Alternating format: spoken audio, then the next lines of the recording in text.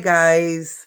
Hello to my fellow single people and my people that are recovering, healing from their hearts. Okay. I just wanted to come on here and talk to you again about how we're going to get past this stage that we're in of being maybe a little downcast, being a little sad, grieving the loss of that relationship, no matter how or what that relationship was. Okay, there are many different kinds of relationships, but all relationships are relationships nonetheless, meaning interacting and loving someone with all your heart that was in, my bad, that relationship with you. Okay. And there's 10 things, 10 that I already came up with. There might be a million things, but we're going to go over 10 things that I think that I've noticed with myself, as far as I can speak for self. Okay. I can speak for self. Why? Because I was in a marriage for 25 years. Okay. 25 years with my loved one.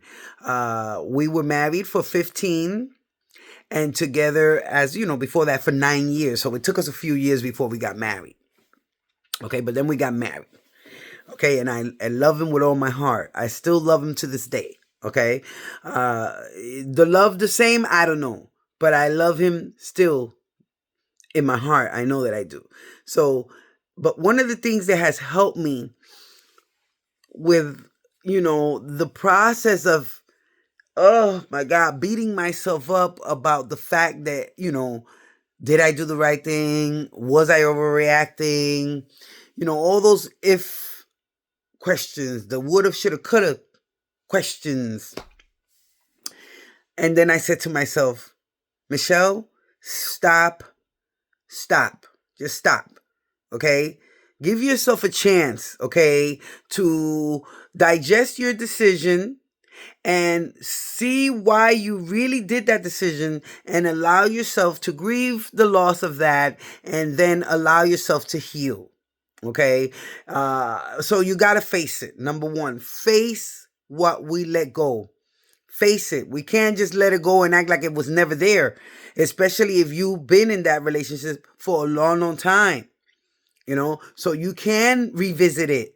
But each time that you revisit it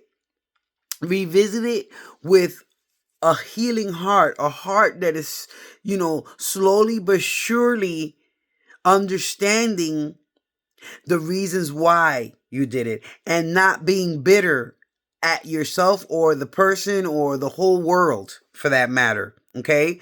Number two, it's okay. It's okay. It's okay. You're not the first. I'm not the first or the last, that has been going through a divorce, going through a breakup, going through a separation, and it's okay that in your mind, you may think that, it's the end of the world, because it's your world.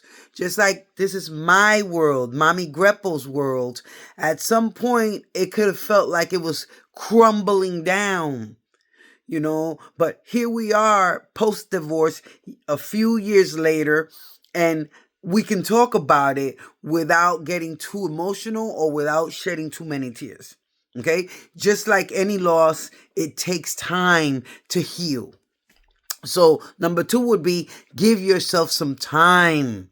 Don't rush into anything. Don't rush into dating. Don't rush into getting with another person. Oh, like, the old wife tales say, one shoe removes another shoe. Or no, give yourself time to heal. Give yourself time to figure yourself out, because when you're coming from a relationship that you're getting out of, you have to see who you really are, because the majority of the time we're being somebody else. We're being who they want us to be, or acting how they want us to act, or holding ourselves, or, as far as refraining from this, abstaining from that.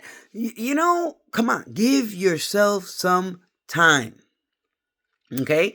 Number three, and I know they sound long, but we're going, within. So number three to me was don't be bitter. Okay, don't be bitter. I repeat that again. Don't be bitter, because your heart is the source of everything that flows through you. Good and bad, evil flows through your heart. And it could be the smallest of sty, and it will fester, and it will get bigger and bigger and bigger in your heart. Okay, towards that person. Like I said before, don't allow that to happen. Okay, don't allow that to happen. That's how we have murders being committed and all kinds of bad, violent things happening, because you allow your heart, okay, you allow that to permeate and to hear that little voice in your head that's saying, oh, how could they? Oh, this and this and that. No, no, please pray to God that he helps you to heal your heart and not be bitter and not hold no grudges. You're not going to be good to yourself or to anybody else if we continue to hold that bitterness inside. So put that aside. Okay. Number four, here again, if you have children, in that relationship, you have to hurry up quickly. That you have to do quickly. You have to hurry up quickly and figure out how you guys are going to co-parent. Okay. And check this out. Oh my God. Yes, Lord. For these blended families, including mine. Mine was a blended family. Okay. And for these blended families, when you in a long relationship with blended families, his kids become your kids, her kids become your kids, his kids, and everybody's kids is everybody's kids. The kids love each other. We're the ones that can't get along. So now, because we couldn't get along, we break up, and now here goes everything for the kids. Everything that they knew is gone. No, it shouldn't be like that. We should grow up quickly, okay? And allow those kids, to have some type of normalcy in their lives, okay? Somehow, okay? And then number 5, right? I know I'm at number 5. I hope I'm at number 5. Is that these topics, guys, are so real, so real, and I like to talk about them every now and then on my long form videos. Mind you, please subscribe and press the bell for future videos, and so that we can continue in the discussion of this topic, which is huge. And so number 5 would be, to me, that it's okay. It's okay for you. Okay? It's okay for you.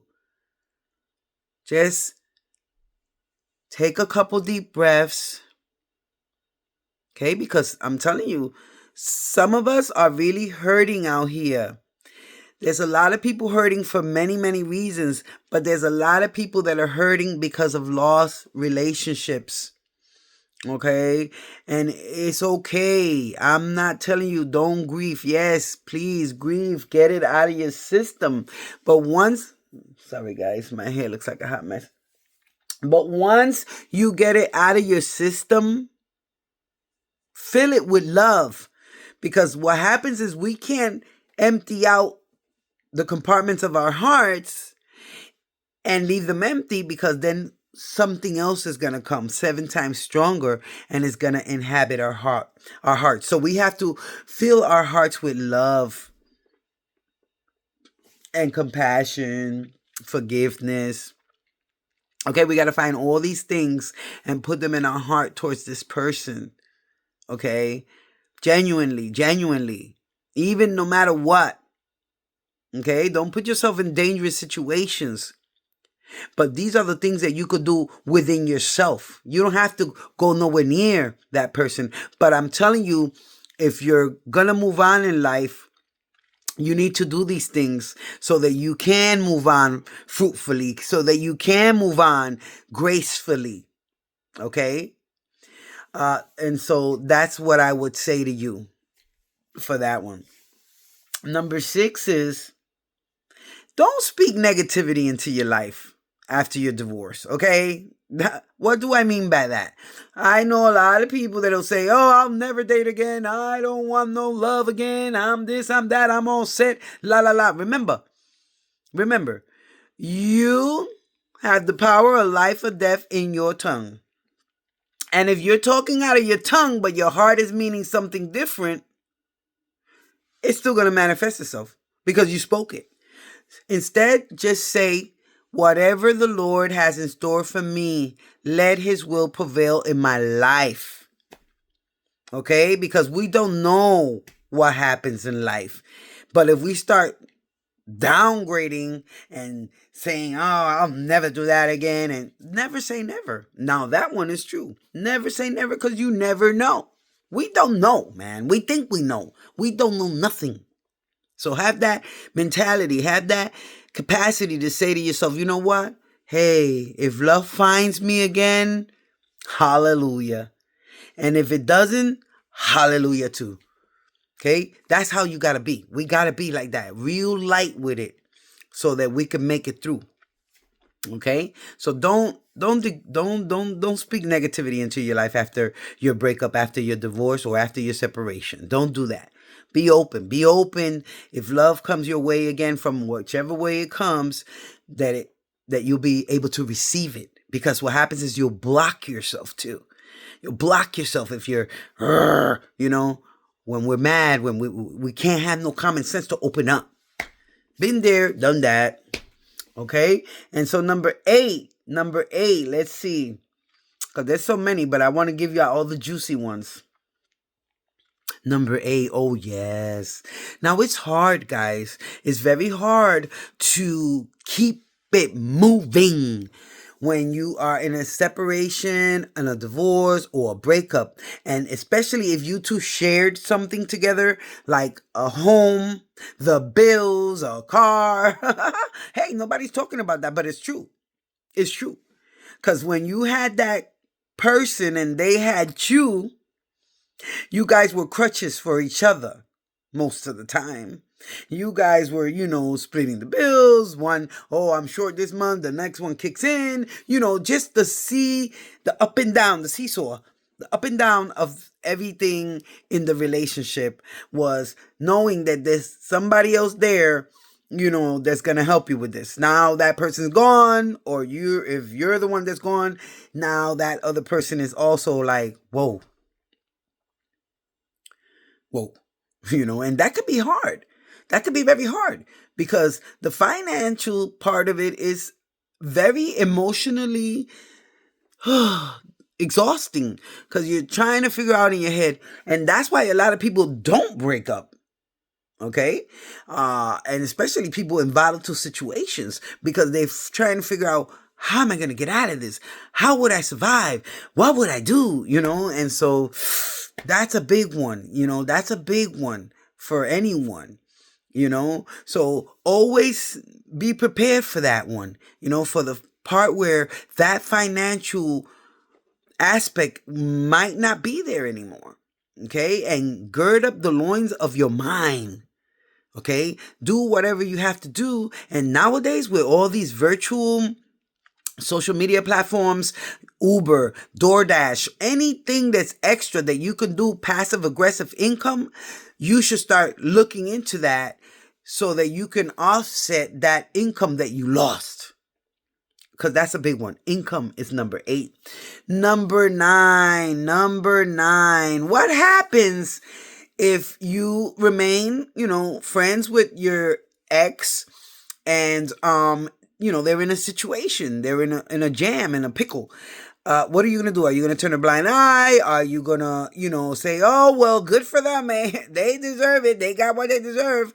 Or are you going to do what, would be the right thing to do, is to at least figure out what's happening, what's happening, because remember, if you cop that attitude of, I don't give a damn about what they got going on and all of that, that's going to fester in your heart. Yeah, it's going to fester in your heart, and that's going to be another load that you're going to carry. Let it go.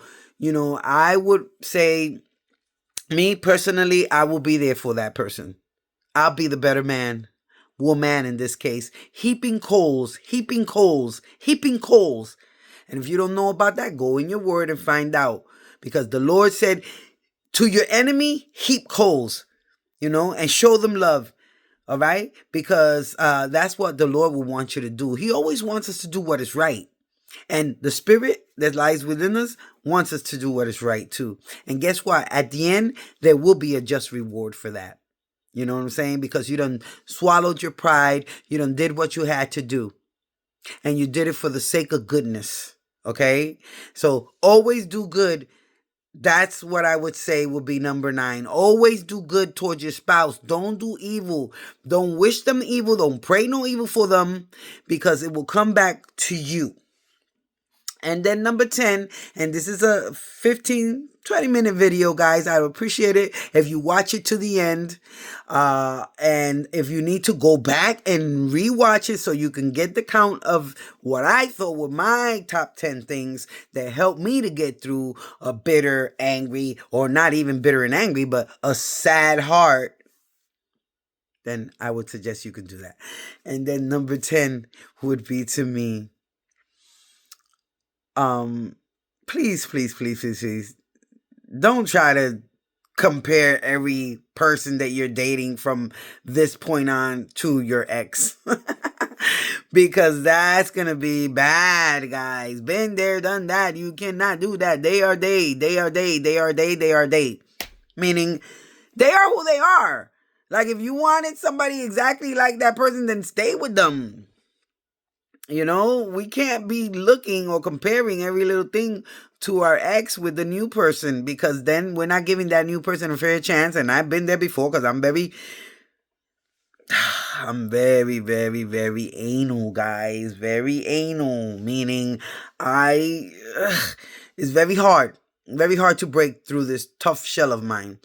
And because I've been with that person for so long, so used to so many of their ways, I can't see past it. And I'm trying. I'm working on that. Okay, so I'm here to tell you guys, let's not compare. Let's stop comparing, and let's see that other person or those other people as you date for who they are. And don't think about the ex and what they used to do and how they used to do it, because we're not going to get past them. We're not. It's okay. Hey, if you don't want to get past them, that's all right. But do not compare. Okay?